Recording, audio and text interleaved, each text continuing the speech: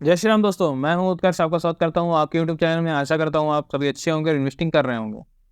आज मैं आपके साथ फ्लेक्सी कैप कैटेगरी का एक और फंड लेके आया हूं। इससे पहले मैंने एचडीएफसी फ्लेक्सी कैप कैटेगरी के फंड का रिव्यू किया था, जो कि आप चैनल पर जाके देख सकते हैं। उसमें एक भाई ने मेरे कमेंट भी किया था कि उसके जो फंड मैनेजर हैं वो संदीप शर्मा नहीं, संदीप टंडन हैं। तो ब्रदर पहले जाके चेक करिए, ना तो वो संदीप है, ना ही मैंने संदीप बोला है। वो संजीव शर्मा है, जो कि मैंने क्लियरली बोला है। आप उसको जाके चेक कर सकते हैं, संजीव शर्मा ही है, कोई गलत नहीं है। अगर आपको वहाँ पे कहीं पे भी गलत दिखता है तो आप मुझे कमेंट में सही से बताइए, क्योंकि संदीप टंडन मैंने बोला नहीं है, ना ही संदीप शर्मा बोला है। मैंने संजीव शर्मा बोला है, जो कि फंड मैनेज कर रहे हैं।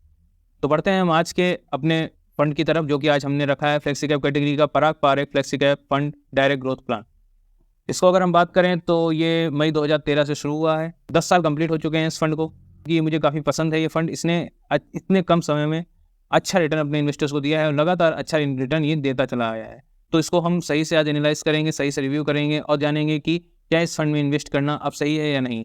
तो बात करें अगर इसके फंड साइज़ की, तो 52,000 करोड़ के आसपास का इसका फंड साइज़ देखने को मिलता है, जो कि एक काफ़ी अच्छा फंड साइज़ हो जाता है, अट्रैक्टिव फंड साइज़ हो जाता है। लेकिन मैंने आपको पहले वाले वीडियो में भी बताया था कि सिर्फ फंड साइज़ को देख के हम ये नहीं डिसाइड कर सकते हैं कि ये सही में एक अच्छा फंड है, क्योंकि इस फंड का काफ़ी नाम है, लोग इसकी तरफ अट्रैक्ट हो जाते हैं फंड साइज़ देख के, लेकिन बाकी फंडामेंटल्स को इग्नोर कर देते हैं कि वो रिटर्न अच्छा दे रहा है या नहीं दे रहा है। इसको भी हमारे लिए जानना बहुत ज़रूरी है, क्योंकि सिर्फ इन्वेस्टर्स में इन्वेस्ट कर रहे हैं, ज़्यादा लोग इन्वेस्ट कर रहे हैं, उससे फंड अच्छा हो जाता है, ये कोई यहाँ पे लॉजिक नहीं हो जाता है। हम हर चीज़ को तार्किक ढंग से समझेंगे, उसके बाद ही डिसाइड करेंगे। तो अगर हम एग्जिट लोड की बात कर लेते हैं तो इस पे 2% का एग्जिट लोड लग रहा है। एक्सपेंस रेशियो बात कर लें तो यहाँ पे 0.6% का एक्सपेंस रेशियो लग रहा है। एक ठीक ठाक वाजिब एक्सपेंस रेशियो देखने को मिलता है, ना ज़्यादा है ना कम है। एक्टिव फंड है, फ्लेक्सी कैप कैटेगरी का फंड है, तो एक्सपेंस रेशियो थोड़ा सा ज़्यादा आपको मिलेगा, लेकिन बहुत ज़्यादा नहीं है। जैसा मैंने एचडीएफसी में बात की थी, तो वहाँ पे जो इसका एक्सपेंस रेशियो था वो थोड़ा सा ज़्यादा था इस फंड से, तो उसके मुकाबले ये फंड का एक्सपेंस रेशियो काफ़ी सही है। बात अगर हम लास्ट डबल की कर लें तो यहाँ पे 3 साल में ये पैसा डबल कर रहा है अपने इन्वेस्टर्स का। रिटर्न वाइज अच्छा परफॉर्मर देखने को मिलता है। डाउन साइड प्रोटेक्शन बेहतर देखने को मिलती है, बहुत ही बेहतरीन एक अगर हम डाउन साइड प्रोटेक्शन की बात करें तो इस फंड की देखने को मिल जाती है। अगर आपका पैसा थोड़ा सा कम रिटर्न कमा रहा है वो ठीक है, बट आपका पैसा सेफ रहना चाहिए, ये सबसे बड़ा पॉइंट हो जाता है आज के टाइम पे इक्विटी मार्केट में जो लोग इन्वेस्ट करते हैं उनके लिए। और अगर कहीं वो बिगिनर हैं तो वहाँ पे उनके लिए बहुत सा बड़ा ये सवाल हो जाता है कि वो पैसे को सेफ कैसे रखें। भले हमको 2% कम रिटर्न मिल जाए, बट पैसा सेफ रहना चाहिए।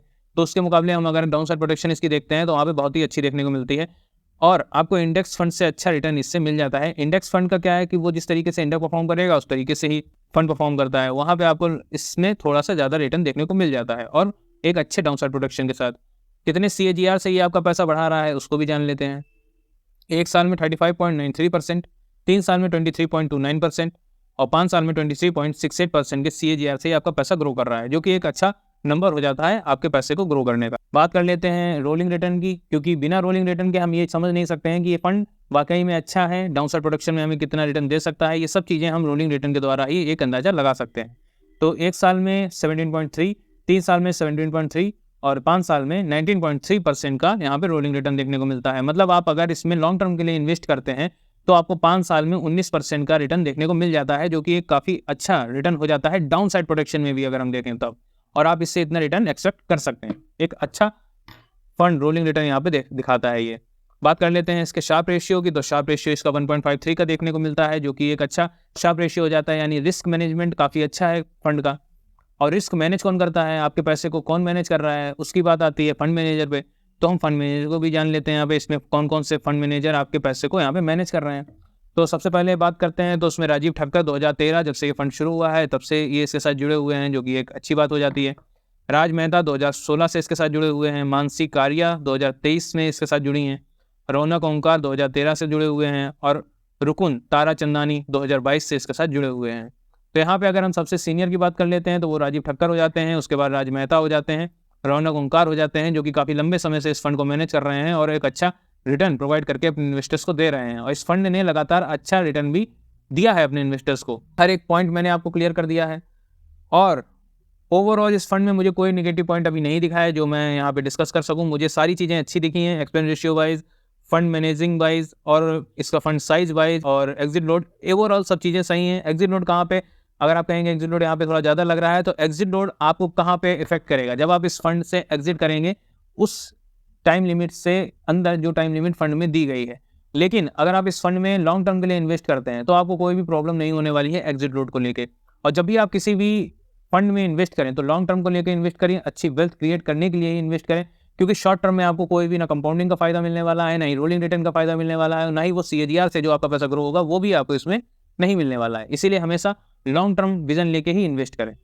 इस फंड से रिलेटेड कोई भी क्वेरी अगर आपकी होती है तो आप कमेंट बॉक्स में पूछ सकते हैं, उसको सॉल्व किया जाएगा। फंड कैसा लगा, एनालिसिस कैसी लगी, कमेंट में जरूर बताइएगा। वीडियो पसंद आया है तो वीडियो को लाइक कर दीजिए, चैनल को सब्सक्राइब कर दीजिए। मिलते हैं नेक्स्ट वीडियो में। धन्यवाद।